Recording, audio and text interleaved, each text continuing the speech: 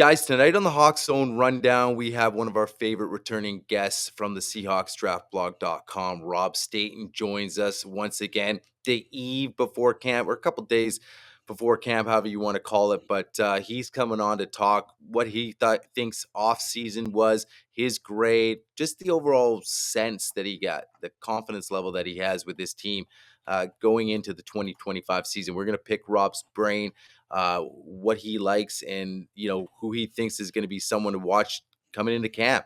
What camp battles does he like? What's the identity of this football team going to be? We're going to ask Rob all that and more on the other side. But before, guys, make sure, if you haven't done it yet, subscribe to the channel, go down, share the videos, like the videos, and hit the bell for future episodes. You can also go down, you can buy us a coffee. It's another way to support the channel. All the links are in the description. And also, guys, we have a membership program as well. So make sure you go down, become a member. There's lots of cool perks, members only videos, and all that as well. So, guys, on the other side, Rob Staton. So y'all can sit here and ask me all the questions y'all want to.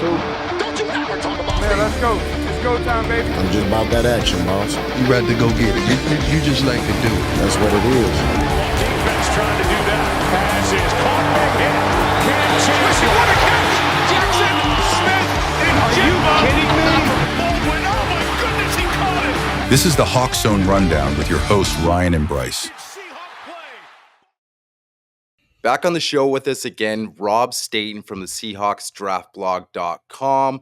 Rob, we appreciate you coming on again, man. We're getting close to it, getting ready to, hopefully just playing football again, man. It's been a long wait, as all these off seasons always are, but we're glad you came on and chopping up Seahawks with us once again. No, thanks for having me on, guys. I'm really looking forward to the season, because I think this is going to be a very different season, than the last few. There's a lot of change here. Even though last year there was a new head coach, and that was going to provide some intrigue. I think the fact there's a new quarterback, a new offensive coordinator, the defensive line and running game is going to be very different. There's some new personnel, some new people in the team that are quite high profile. So I think this is probably going to be one of the more interesting seasons we've had in a while. Yeah, for sure. I mean, you're talking about new, almost everything on the offensive side of the ball, staff, all that. And just earlier today, obviously the news of Noah Fant's release, and there was a lot of talk throughout even last season, and how is this guy going to produce? And we all know Ryan Grubb's system was a big fail. So do you run it back one more time? Great rookie year by AJ Barner. Now they got Elijah Arroyo, who's now signed. So what's your take with Noah Fant? Are you surprised at the timing, or are you happy it happened? What's your overall take on that? I don't think anything surprises me with it, because it seemed to me as if they'd already moved on from Noah Fant, and really their reason for not doing this sooner was probably just, can we get something for him rather than just outright releasing him? So it's clear that at this stage they are not even going to get a ham sandwich for Noah Fant, and that's not a huge surprise, because the position is what it is. If you have top tier elite pass catching tight ends, they are a lot of value. If you are not that, I don't know if many teams are going to rush to pay Noah Fant his salary for this year. So it's not a huge surprise that he's been released. I think it's indicative of their desire to go with the guys that they've drafted in the last 2 years. They didn't spend a second-round pick on Elijah Arroyo to have him on the periphery of this team. They want him to be a big part of this. AJ Barner was surprisingly effective as a pass catcher last year, because I think he was drafted to be a blocking tight end, really, and he made some good plays as a receiver, which was a big surprise. So I think this is all signs point to them wanting to have those two young tight ends at the forefront of this, that having Noah Fant as a third wheel on a big contract makes no sense. I've had a few people send me tweets already. What does this mean? Does this mean they're going to trade for somebody? Does this mean they're going to give somebody an extension? I don't think it's tied to anything to do with that, because they already had enough cap space to do both of those things. So they didn't need to even more cap space. I was looking at a tweet that Curtis Allen sent earlier today, about 3 hours ago, and he said that once the the contracts for Emenwari and Arroyo are on the books, the Seahawks are going to have $27 million of cap space. Their effective cap space and over the cap was $28.7 million even before this release. So they have over $30 million to spend now, well over $30 million to spend. So I don't think it's necessarily tied into any following moves, rather than they'd rather have the $9 million than Noah Fant be the third tight end. They like their young tight ends. I'm a huge Elijah Arroyo fan. And if he can stay healthy, I think he has every chance to be one of those star tight ends that we were talking about. Yeah, Rob, it's kind of the same way I feel about the other guy that I think in that tight end room that kind of made Noah Fant expendable outside of Elijah Arroyo was Eric Saubert. He was someone they wanted for this particular system. He's got familiarity with it with Clint Kubiak, and he gives something that I think some of those other tight ends aren't necessarily known for, which is the blocking aspect. If you're going to be a team that wants to run the ball and set the outside edge in this wide zone scheme that they want to try and go to, you need a tight end to be able to come in and do those things. And you have Robbie Oots, and you've got Brady Russell, who you have converted now to, fullback.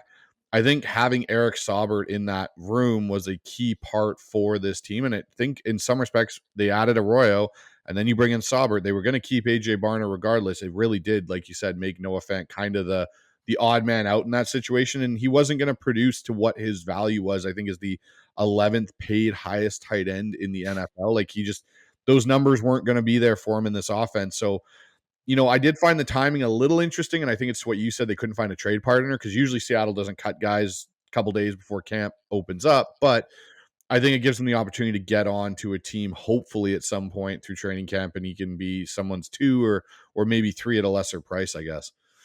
Yeah, I think that's what it is. I think they've given themselves the maximum amount of time to try and find a trade, and there just isn't one. So rather than have Noah Fant, they've probably done him a solid, rather than have him go through a training camp in Seattle where he may not have got many first team reps or any at all, only to be cut down the line and then have to go and land with a team that have spent weeks preparing with other players and going through pre-season with other players. They've just done him a solid here. Maybe they could have done it a little bit sooner, but now he will have an opportunity to go and catch on somewhere else, have a camp somewhere else, try and extend his career. And then that's the mode that he's in right now. He's somebody who needs to go somewhere else and prove that he has got a future in the NFL. Because unfortunately for Noah Fant, I wasn't the biggest Noah Fant fan coming out. I like Iowa tight ends, but I was never a big, when he was being talked about as a top 20 pick, he had the testing profile, but I didn't see a great deal on tape that had you excited. And this isn't hindsight. People who followed SeahawksDraftBlog.com, I really liked George Kittle, but was not as big a fan on Noah Fant, like TJ Hawkinson, all these tight ends who've come from the same system. He was the one who impressed me the least. And sadly for him, he's just proven to be a good athlete and not a great tight end. So he moves on. I'm incredibly excited to see what Arroyo can do. Saubert is, he's a role player. Like you said, he's going to be the blocking tight end. Barner, what can he show in year 2? Because I wasn't a huge fan of that pick, because I thought he was just athletically so limited that he had to be an exceptional blocking tight end to warrant the pick. And I thought there were better players available, but I was shocked last season at the plays he was making. His blocking was his worst characteristic. It was the pass catching, which was the better. So if he can just further develop as a pass catcher and improve as a blocker, you could have a heck of a player on your hands there. So I like what they've done with those two players. And I have no issue with Noah Fant moving on. But it's a shame, because people say, is there a trade? Is there a player you would sign? I did have a little look to see if there's any sort of buzz around players who might be traded or players who might be available. And there's so little right now. There's hardly anybody being linked with trades. So it's hard to know what they could do. Yeah, Rob, you mentioned how high you are on Arroyo, and obviously the Seahawks are as well. And now he's going to get substantially a lot more playing time on Noah Fant out the door.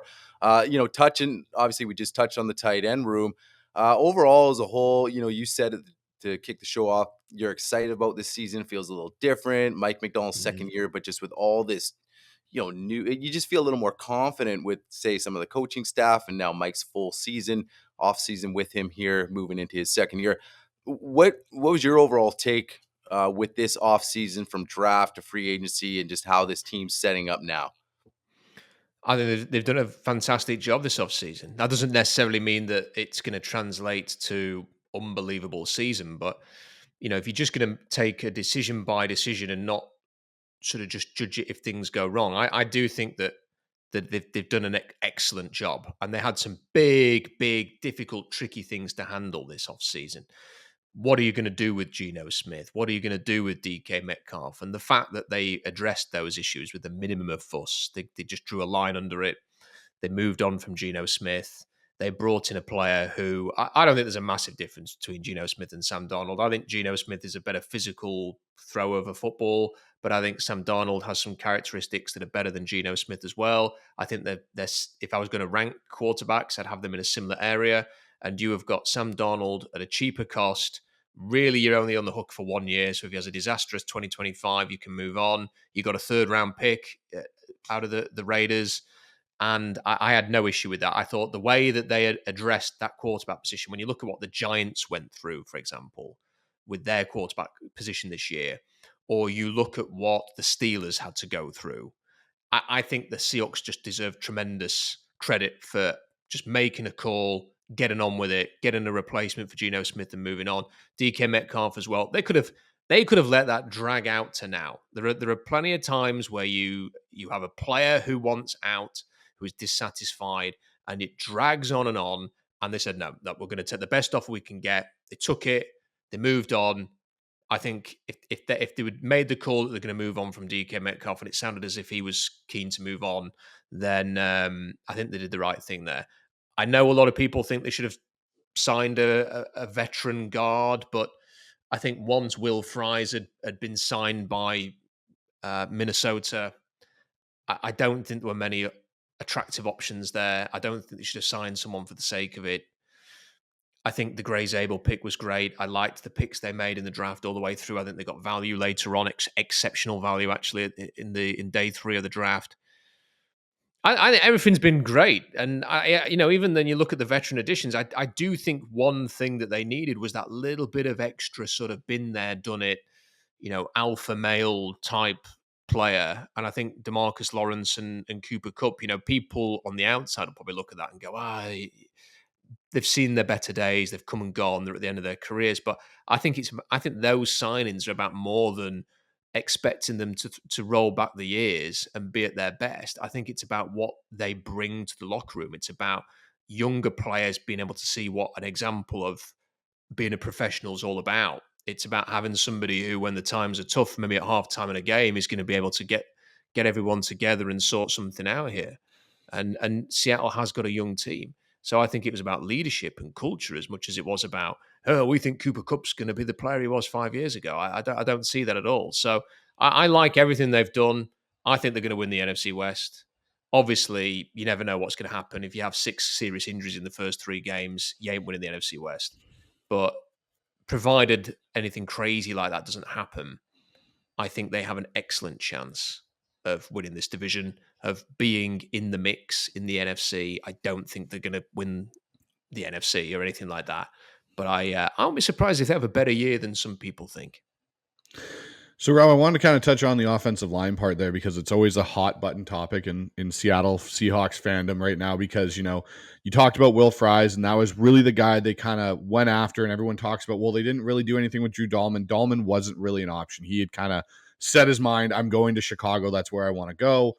So after they moved off of obviously not being able to get Will Fries, they pivoted to Gray Zabel, which I'm in the same camp as you. I love that pick.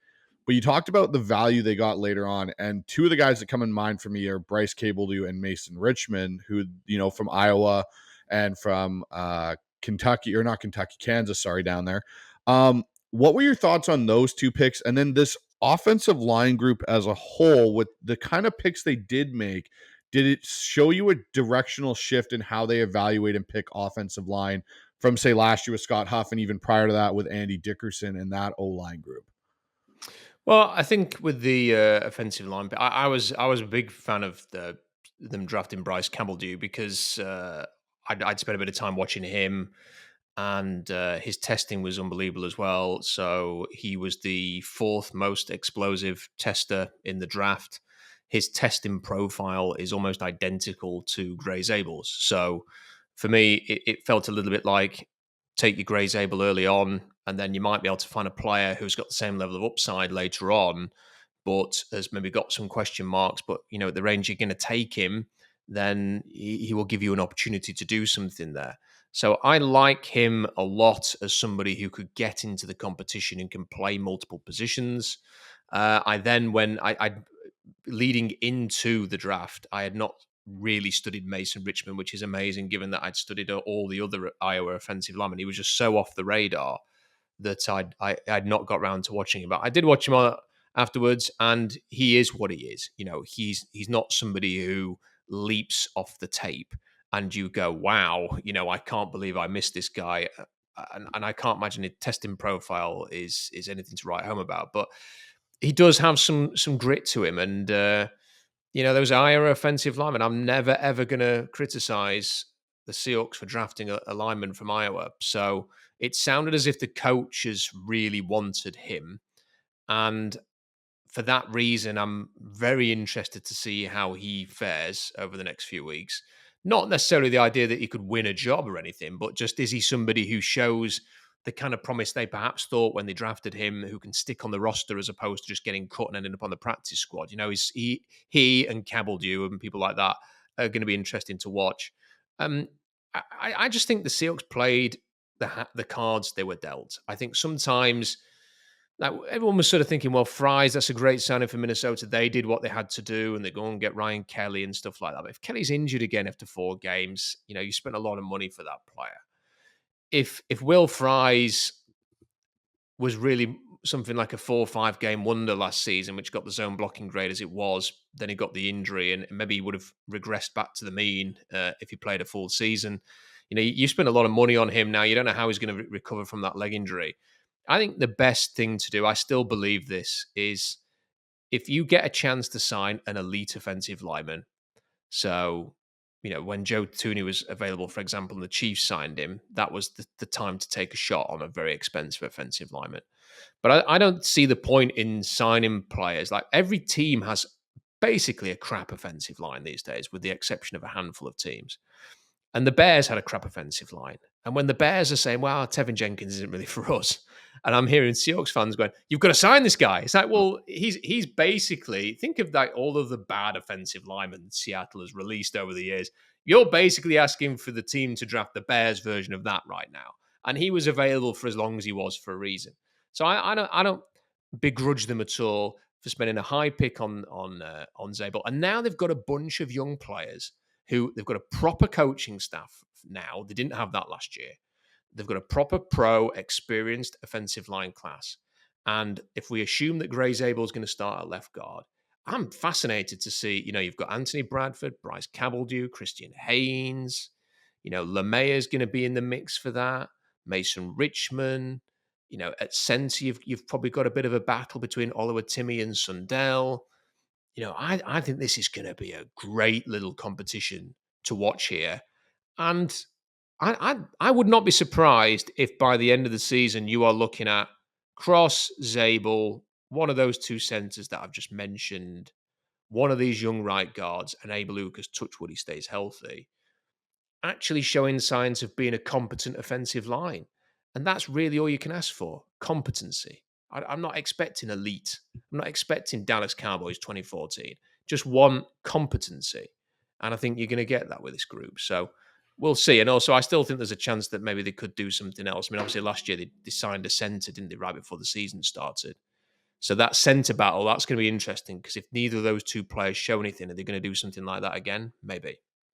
Yeah, Rob, I remember having you on last year around this time, and I asked you, what's your confidence level of this offensive line, and you said, hey, Scott Huff has a huge job in front of him, and basically saying you didn't really have much confidence in this offensive line, and you're right because we saw throughout how bad the season was. Your confidence level going into this year, you sound pretty optimistic. Does it have to do a lot with this new coaching staff now and the experience that they're bringing to the table opposed to, say, last season? Yes, you've got a group there that know what they're doing. You know, I think last season, we have to be honest about this. I think a lot of people going into the season were quite excited by Ryan Grubb, and I was, and I suspect a few others were, because there was an unknown there, and they'd handpicked this guy from what was left. I'd seen Washington live. We'd just seen Washington have this great run to the national championship.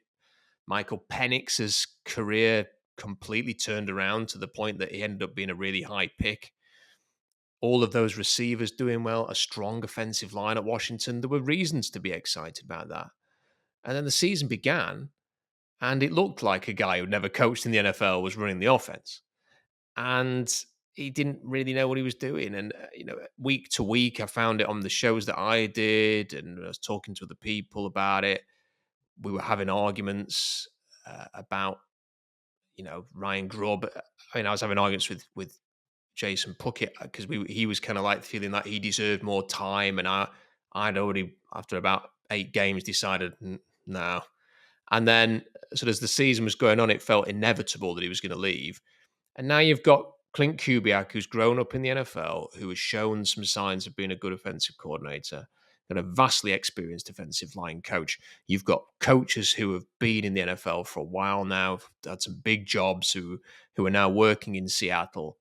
I think that you're going to see a running game, which we didn't see anything last year of. I think you're going to see an offensive line that is going to be able to provide a level of competency, like I mentioned. I think the key, what's going to be the difference between it being a really good offense, I shouldn't say great, a really good offense, and one that is just not a liability, which wouldn't be the worst thing in the world, by the way. I think that's just kind of dabbing with faint praise, but not being a liability, if you've got a great defense, could be a winning formula. But what's going to decide it is, what level does Sam Darnold play? And do the weapons come to the fore? Like, is Elijah Arroyo going to be like a really key piece of this? Is he going to fill the void of the players that have departed? Can Jackson Smith and Jigba be what amounts to like an actual number one in terms of production, if not necessarily in body type? Can Cooper Kupp just give you that sort of reliability there? It probably is going to come down to those three: Arroyo, Jackson Smith and Jigba, and Cooper Kupp, to make big plays at big moments. And you do just kind of feel a little bit like they're just one short there, maybe. And unless somebody emerges, that could be the thing that holds them back a little bit. But I don't think this is a completed team yet. And if the worst thing we're talking about at the end of the season is they need another receiver, well, there's always about 15 of them in the draft. So I'm not too worried about that. But that'll be the thing, I think, that determines Seattle's ceiling, is probably the performance of Darnold and those receivers / tight ends. So, Rob, now looking to training camp, it starts literally this week on the 23rd. We kick it off and it's ready to go. What are going to be some of the things you're looking to see coming out of, training camp and even the preseason games for that matter? One of the things I wanted to, and you kind of touched on it there, this running game and this emphasis they've now directed to it with Clint Kubiak. Rick Dennison is the run game coordinator, which wasn't a spot that was on that coaching staff last year. You've got someone that's extremely experienced in that, along with John Benton. How do you think this running back room shakes out? And how many of them do you think Seattle potentially keeps because of this emphasis in Seattle's history of losing guys like Kenneth Walker for multiple games in a year? What's your take on this running game and this running room?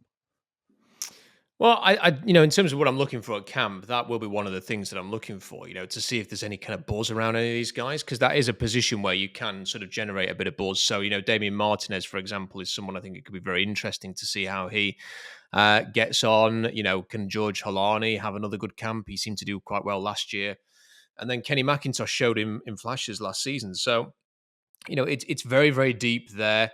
Yeah, I'm very interested in how the offensive line plays out in the preseason games. I do want to see a lot of Jalen Milroe. I just want to watch. I think that's the great thing about the preseason games this year, is that they have a young quarterback who's going to be worth watching. And that's not with a view of Jalen Milroe sneaking into a competition or anything. I just want to be able to watch the preseason games with a little bit of intrigue, and more intrigue than if you're watching some of the backups they've had over the years playing in the second half of those games. But to go back to the running game, I think they need a stable because of the emphasis they're going to place on the run. And the one thing that I always found interesting is if you look at the Shanahan teams and actually some of the Gary Kubiak teams in the past, they didn't really care for reputation or draft grade or draft range. The best player plays. And you've seen under Shanahan in recent years, they might take a running back in round 2 or round 3, and then a sixth rounder ends up winning the job. And there was the guy at LSU, Tyrion Price, whatever his name, double barrel name, who I really liked. They drafted him in round 3. Someone, maybe an undrafted guy or late rounder guy, beat him out, and he lasted like 18 months in San Francisco, and he was cut. So they've done that a few times, and I don't think we all kind of just talk about Ken Walker and Zach Charbonnet. If Damian Martinez is the best running back on this roster, people might be surprised that he ends up getting a fair bit of the ball here. Or if it's Kenny McIntosh, or if it's somebody that we're not talking about, I don't think reputation is going to get in the way of reps. So I think it could be a big battle here. And it's a big year for a few of those players. Now, Ken Walker's in a contract year. Mm. He needs to stay healthy and he needs a big year. Otherwise, he's not going to be in Seattle next year. Maybe he doesn't care about that. But if he wants to get a big contract next year, he's going to have a big season. And then, Zach Charbonnet equally, has had a rough rookie year and I think showed real flashes last year to the point where I'd rather him probably be the main bell cow ball carrier and Ken Walker be the guy who gives you a bit of flash every now and again until Ken Walker proves otherwise. I'm not sure they'll do that, but I think it's an interesting group, and Martinez has got something about him, and he's got that kind of bull in a china shop running style that I really like. I think John Schneider must like it because he keeps drafting guys who have that kind of style. Wouldn't be surprised, would it, in 3 years' time if he was the Seahawks' main running back? So hopefully he has a big camp. Yeah, I mean, it wouldn't surprise me at all sticking on the running game. Like, you talk about another guy in the 7th round, Kenny Mack, a late rounder, I think 7th round. And, a few years back, not going too far back, Chris Carson, 7th rounder. So, I mean, not people don't need to look and be like, well, he's a 7th rounder. I mean, they like this kid. And like you said, with the injury history with Ken Walker and are they going to extend him? That's a big if. So, yeah, I agree with you. I'm intrigued to see what this Martinez kid can bring. And how do you look at if you fast forward into the season, pushing camp a little in our rear view a little bit and you sticking on the running game. How do you think this offense in Clint, I mean, maybe it's a little premature, but is going to kind of maybe split up the carries? You kind of see it just, well, let's see how camp goes, or you think it's pretty clear that Ken's going to get the bulk, to start the year, and Zach kind of comes in, compliment, and then the other two guys, if they carry 4, kind of go like that, or just nothing surprise you, and it could go completely different. I don't know because I've not really studied the splits when he was in San Francisco, but I think of the types of runners. You mentioned Kenny McIntosh there. It does seem to me like there's been a few of those kinds of player who are not necessarily big physical runners, but have just got that sort of like ability to cut and sort of get to the next level. And they're not punishing runners, but the productive runners in that system. And he kind of feels as if he could be very productive in that system. When I think back to last year, again, I've not really studied this, but I seem to remember Alvin Kamara did get, at least towards the end of the year, quite a heavy dose of action there. Like they basically ran the offense through him. That might have been because of all of the injuries and stuff like that. Like if you're playing a rookie Spencer Rattler and you're playing Jake Hayner and stuff like that, you might just want to run the ball a lot anyway. But if that was sort of like indicative that, look, we're going to run Alvin Kamara, he's the best player, I do think we're going to see a lot of running. And I think that's going to be one of the main differences. I think increasingly as Geno Smith's time went on, he became the focal point of the offense. Like there were games last year where if Geno Smith didn't have a good game, the Seahawks weren't winning. The game in New England in week 2 was a very good example of that, where they don't win that game unless Geno Smith puts the team on his back. I don't think we're going to see many games like that. I don't think they're going to ask Sam Darnold to put a game on his back unless they're trailing by 10 points in the 4th quarter and they're like, yeah, like, it's go time now, mate. You've got to get out there and get a few points. I think they're going to try and have him manage things and read his keys and get the ball out and play action, stuff like that. And then I think the running game is going to be the thing that they try and create a monster there. And Kubiak systems, with his dad and he have done quite an effective job doing that. And then when you get that running game going, there will be explosive play opportunities. So uh, not having DK Metcalf will make that harder, to attack downfield. But then Marcus Valdez-Scantling did a very good job doing that for the Saints last year. People have kind of turned their nose up at that sign, and I've seen in the national media people kind of scoffing at it. But the idea is not to have Marquez Valdez-Scantling as like your number 2 or your number 1 receiver. He's there for the big play.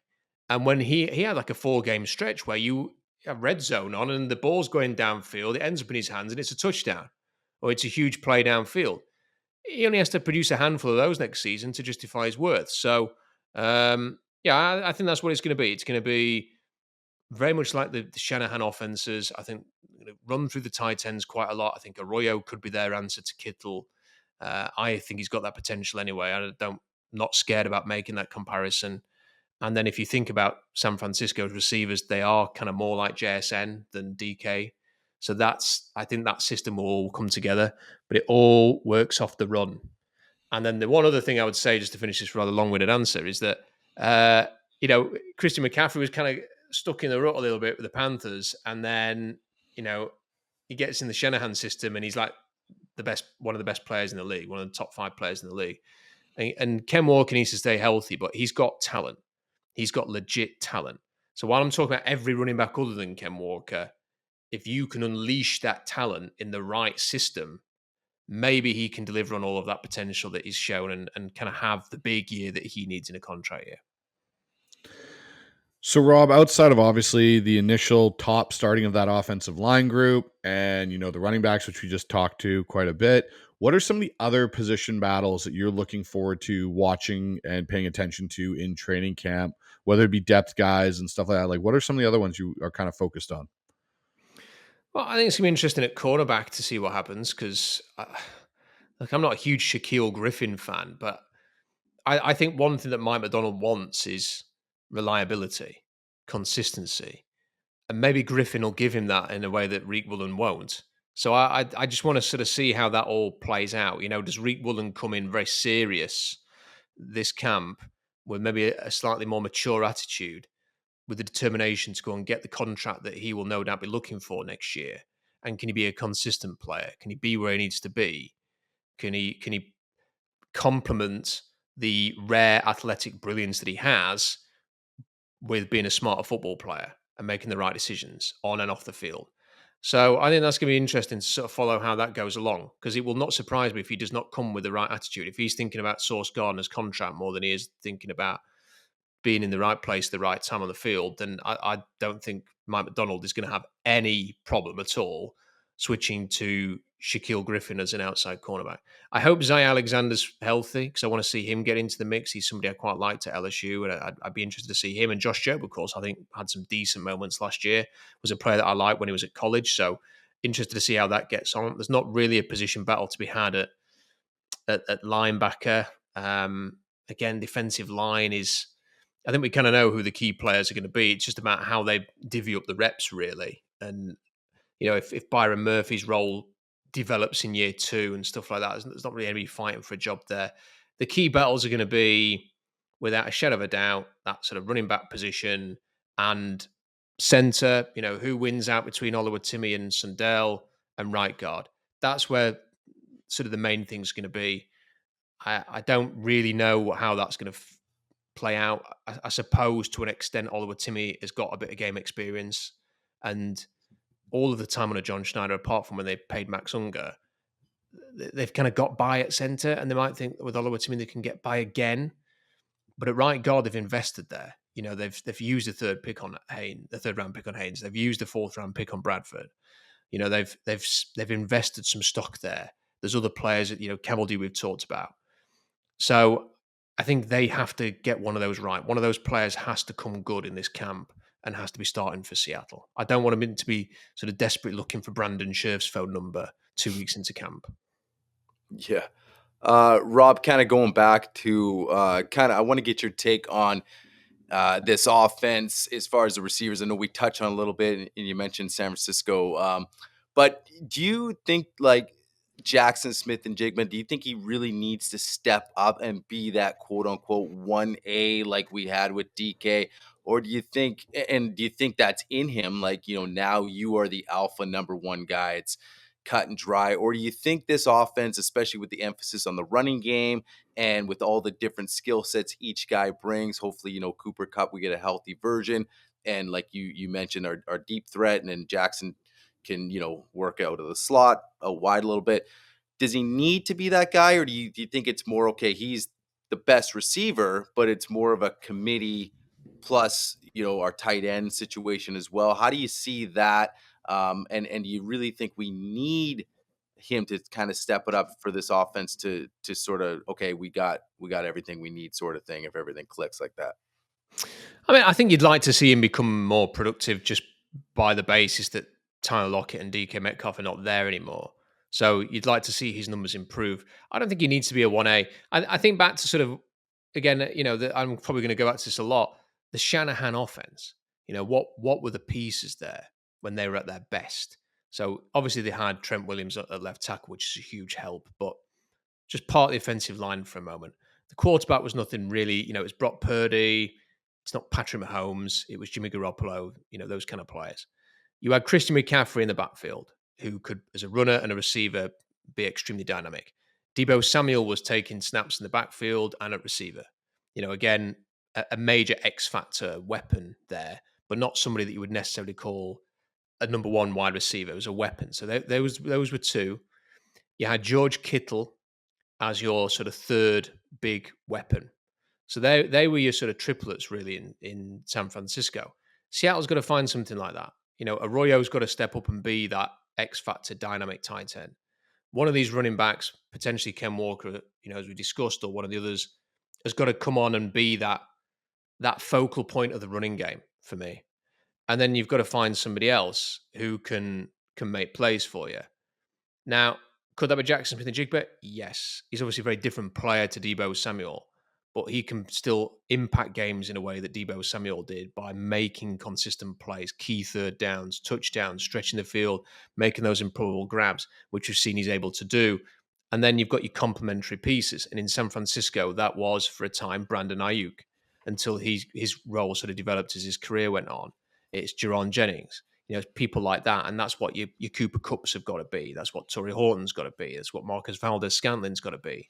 So I think they've got everything that they need there. I think in an ideal world, either Torrey Horton's going to just come into the league and be, wow, one of those players, a bit like Jennings, a bit like Puka Nacua. Where's this guy come from? How did he last as long as he did? It's ridiculous. And he does really well as a rookie, or shows signs of being someone who can be part of this for a while.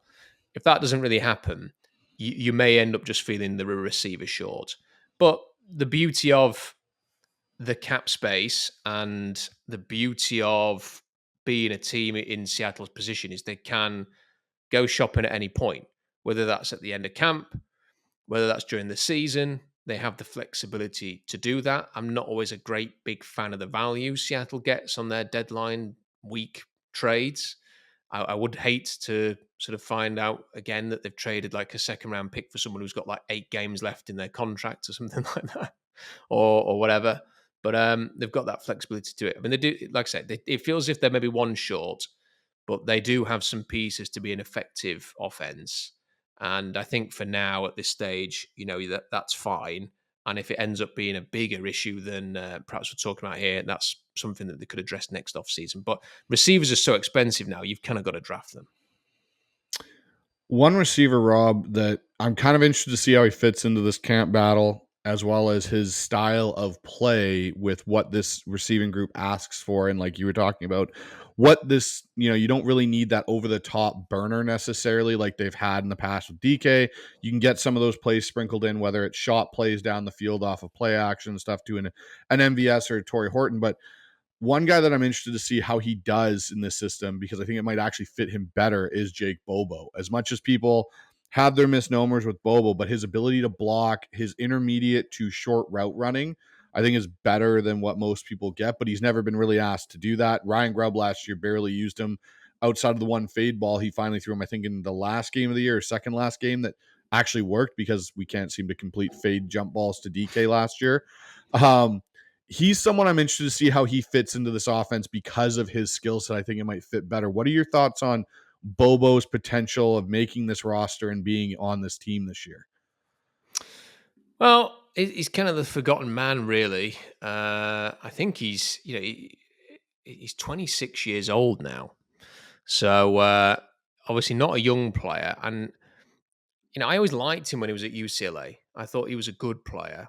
Obviously not quick, but and the testing did him no favors. But in that sort of rookie season, you saw enough there to think, I could see him sort of having a career here, and making the most of it. And then last year, he just did not take a step forward at all. It felt like he was on the periphery of everything. Now, you mentioned what he could do. I don't know if he's quite as aggressive and as capable of being the kind of force that Juwan Jennings is. And I need to go back and have a look. I can probably dig it out now at the testing that Juwan Jennings had. But he was a player that, he's a bigger guy. Jennings is 6'3". He was a 7th round pick. Yeah, and he ran a 4.72. So I think it's a worthy comparison. I know that Bobo probably ran even slower than a 4.72. Mm. But you're talking about taller receiver, bigger receiver, not a burner, but Jennings with his body control, he makes some big plays for the Niners.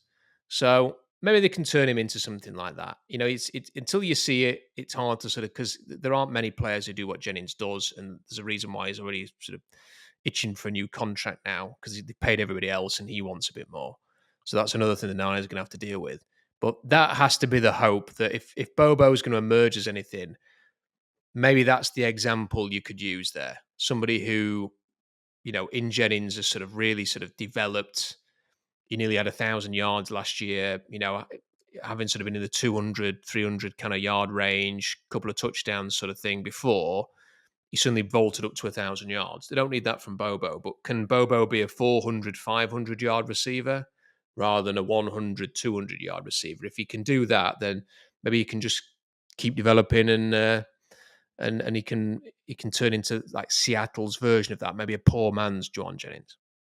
Yeah, I mean, it definitely was a fan favorite right out of the gate. The name, the look, all that. But I mean, so kind of segueing over, you wrote about Seattle needed to find an identity under Mike McDonald, and now, based on everything we've talked about in this offseason, looking ahead again to the 2025 season, where do you think that identity is going to come from? Running game and defense. I think that's, they've talked about it for so long in Seattle, going back to, the early Carroll days when they actually used to do that. And then they keep talking about this team they want to be and never deliver that kind of team. And then even last year, they were talking, we want to run the ball, we want to, and they never did, and I think that really pissed Mike McDonald off. So I think they've doubled down on it this year. I don't think there's going to be any secret what Seattle are. It's going to be, this is who we are. You've got to stop us. There's not going to be any surprises here. They are going to try and run the ball on offense. They are going to try and play a physical brand of football. I think they want to have that sort of meaner alpha attitude. And then on defense, that defense by the end of last season was playing fantastically well. When you think of those guys, they were making plays. Leonard Williams having a pick six, for crying out loud. He was one of the more impactful defensive linemen in the entire league in that sort of last 8 games. He was borderline unstoppable in some contests. He sort of really settled into things there.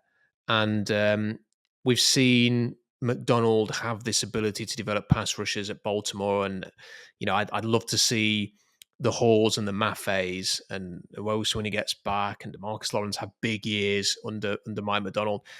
I think that's what it's going to be. I think Mike McDonald took I think it was like the 28th ranked defense to the 8th ranked defense to the 1st ranked defense. Then he got the Seahawks job.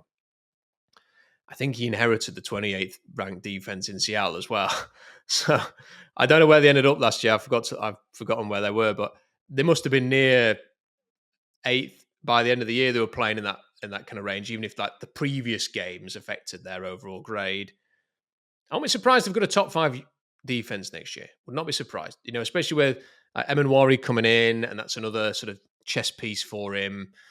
I would not be surprised if they have a top 5 defense, and that's the identity. It's this Seattle defense, creative, aggressive, blitzing, pressure, taking the ball away, complemented with a good defense, hopefully with a good running game, hopefully with a quarterback who can just manage things properly.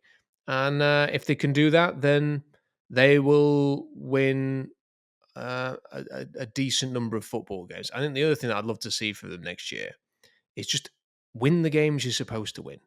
Don't allow a team as bad as the Giants to come into your backyard and outplay you and win that game deservedly. Don't allow that kind of thing to happen. Don't allow the Rams to come to Seattle and escape with a victory in a game you should have won. Win those games you're supposed to win. We'll forgive the Seahawks losing road games against top teams. But you've just got to win the games you're expected to win next year. And I think they'll be expected to win a fair share of them. So I genuinely believe they'll win the NFC West, and I think they're going to get to the playoffs. So I'm looking forward to it. Yeah, awesome stuff. Before we get you, Bryce, you got anything else? Okay. No, I'm good. Saw your mouth moving. So, anyways, awesome stuff, Rob. Yeah, I speaking with you now. This conversation for the last 45. I mean, the optimism's there. I think we're all excited going into this season, just with all the changes, and it feels like they actually have a plan going into this year. And even like you said, they win the NFC West. They get maybe a little run, but you feel like this foundation's building and it's going in the right direction. We'll see. Camp's kicking off, so all eyes on that. But Rob, we appreciate you coming in and hanging out again. Before we get you out of here, why don't you let all our viewers know what you got coming up next and where they can find all your work? Well, I don't know when it's going to get announced. It may be announced when you guys have published this. So I'll tease out that I'm going to be part of a new show which is starting, I believe, this week. So I'll not reveal too many of the details in case I get told off. But there is going to be a new show launching, and there's 4 of us doing it, and I'm one of the people involved. So keep an eye out for that, and no doubt we'll be tweeting about it, and it'll be on SeahawksDraftBlog.com later this week. So that's going to be out soon. And then it's what, late July now. When camp starts, I tend to get back into the writing and the scouting and stuff like that. So my day job has been so I've never been as busy as this summer because of one of the stories I've been covering for this. So I've not really had a break, and I don't have the time at the minute to go and watch Cade Klubnik or anybody like that. So that's going to come down the line, I think, maybe even when the college football season starts. However, I promise that I will be writing and podcasting and stuff like that on the Seahawks when camp begins. Curtis Allen, who you've had on your show, I think is absolutely fantastic. He's going to be at camp as well. So he's going to be providing some insights from camp. So check that out. So SeahawksDraftBlog.com. And then, of course, when the season begins, all of the draft stuff, all of the usual stuff. I'm going to be in Seattle week 1, so I get to watch the Niners game in person. So, and Robbie's going to be there with me, who does the streams with me after the game. So we'll be doing our first together in person. I don't know how we're going to do it, but we'll find a way. So I'm looking forward to it, and I'm looking forward to having a nice distraction from the day job when the Seahawks get back to camp.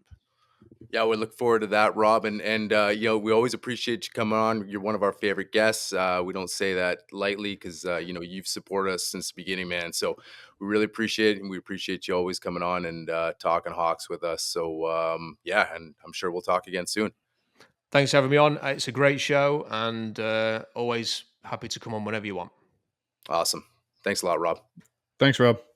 Guys, that was Rob Staton on the show. Once again, Rob, one of our favorite guests, like I just mentioned, and he just brings awesome insight.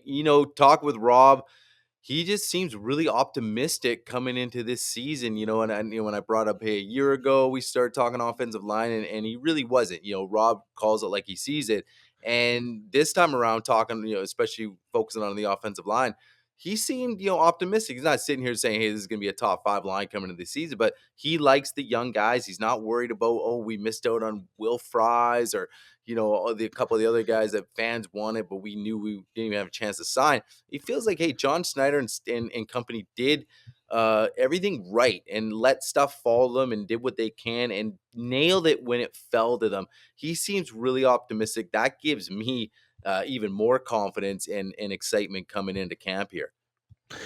No, and that's the one thing that's great about Rob is for once with Rob, you can sense his optimism, like you said, and his excitement for this team and this exciting change of everything to do with the Seahawks. Like really, the one thing I thought that was a really good thing that he brought up was the DeMarcus Lawrence and Cooper Kupp additions. And the fact that even from his perspective, we're not looking for them to be the all-star Pro Bowl level players they were.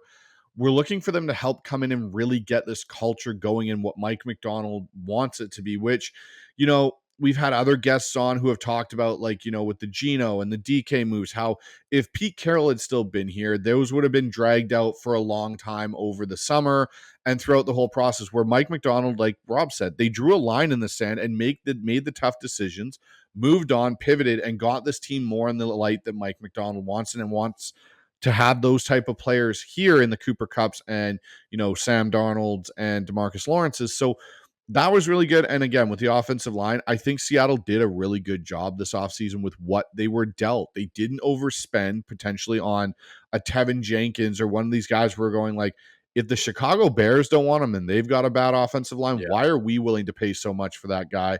They got guys that even, Rob's quite excited about and Bryce Cable do, as well as, Gray Zabel. And you're adding it to a coaching staff that has an abundance of experience coaching offensive line in the NFL, which is, again, something we haven't had for a very long time in Seattle. Yeah, and I love that take when he's talking about, like you just brought up, Cup and Lawrence and having that veteran presence. Like, hey guys, we're not bringing in because we're hoping we strike lightning and he wins a triple crown again. Like that's exactly not what they're thinking. And you're bringing in this leadership starting from the top, and then Mike McDonald trickling down. And we talked to Rob about what's his team's identity, and those are a couple of the guys are going to be part of this new identity. You brought up Geno Smith and DK Metcalf. And as much as we like DK and we like Geno's time here, maybe they weren't as hard pressed to move on from those two guys. Some of this is speculating, but we all look at it like, oh, they put the Seahawks back against the wall and look how quickly they pivoted.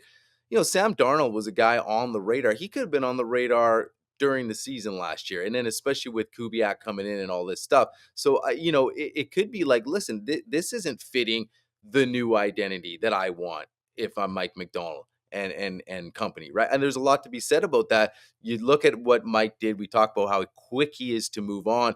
They moved on quick from a lot of things, and it is refreshing to see. And it does, like Rob's saying too, just gives you a sense of, you just feel a little more confident coming into the scene. You and I talked about the Grub situation, how it was like, hey, it was cool. We're all excited about it because there's the unknown and there's no ceiling per se.